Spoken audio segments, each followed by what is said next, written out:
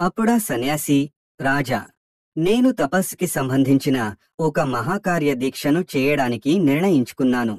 అది సక్రమంగా నెరవేరాలంటే నాకు నీవంటి సాహసము, ఔదార్యము, విక్రమము కలవాని అవసరమెంతో యున్నది.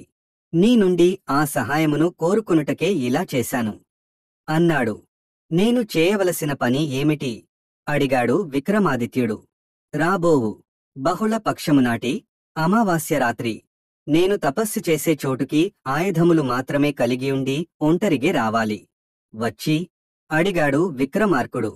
అక్కడికి కొన్ని ఆమడల దూరంలో, ఆమడంటే 8 మైళ్ళు, ఒక పెద్ద మర్రి చెట్టుంటుంది. ఆ మర్రి చెట్టు కొమ్మకి ఒక శవం వేలాడుతూంటుంది. ఆ శవ శరీరమును నేను తపస్సు చేసే చోటుకి తేవాలి అన్నాడు సన్యాసి. అలాగే అంగీకరించాడు విక్రమార్కుడు. మరి నేను రావలసిన